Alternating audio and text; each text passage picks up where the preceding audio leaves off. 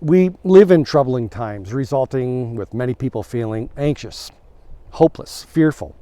And that's why Psalm 91 has become so popular. Psalm 91 is found in the Old Testament, and it has been a popular psalm ever since it was first composed roughly 2,500 years ago. In fact, it's been so popular that it was even popular with the devil, though for reasons obviously different from most. More about Psalm 91 and the devil in just a minute. Psalm 91 is a popular psalm because it speaks of God's protection, of how God will protect his faithful, those who have placed their hope, faith, and trust in him. The psalmist speaks of God being their shield, their fortress, their refuge. The psalmist declares that though 1,000 may fall by their side, they will remain standing. No evil, no harm will befall them, only upon the wicked. But here's the thing. How often do we really observe that in the real world? Are the faithful rewarded? Are the wicked punished? Well, sometimes not, right? And what are we to make with the rest of Scripture? For example, when Christ said that we will face many hardships in this life. So how are we to interpret Psalm 91? What we need to understand about Psalm 91, along with all of the other Psalms, was that it was always meant to be viewed as a generalization, not as a promise, not as a guarantee.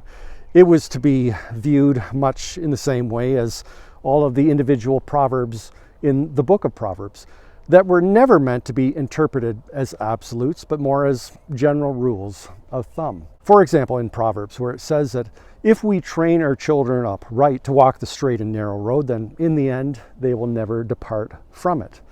They will always continue to walk on the straight and narrow. And there's a lot of truth to that, right? But not always.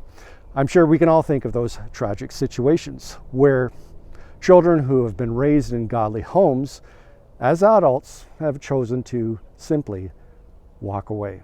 And that's how Psalm 91 should be viewed, not as a promise cast in stone, but more as a general rule of thumb. It's simply a misrepresentation of Psalm 91 to view it any other way, which is a perfect segue into how the devil misused, misquoted, misrepresented, how he twisted Psalm 91. He famously quoted Psalm 91 to Jesus as both of them were standing atop of the Jewish temple when the devil had told Jesus to jump so that the crowds down below could allegedly witness God's divine, miraculous intervention by preventing Christ from going kersplat. After all, doesn't Psalm 91 say that God will send his angels to protect his faithful ones? And who was more faithful than Jesus himself?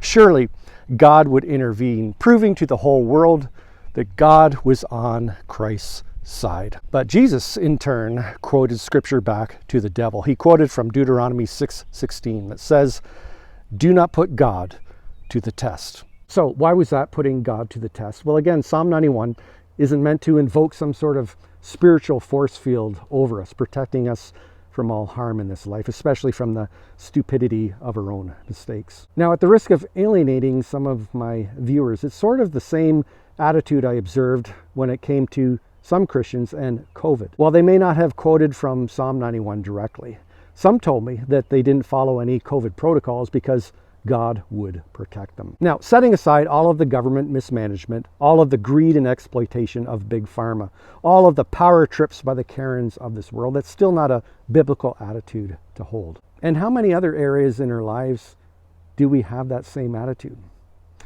Remember Christ's rebuke, do not put God to the test. Click on my video down below that the YouTube algorithm is picked out just for you. Bye for now, and I'll see you next Thursday.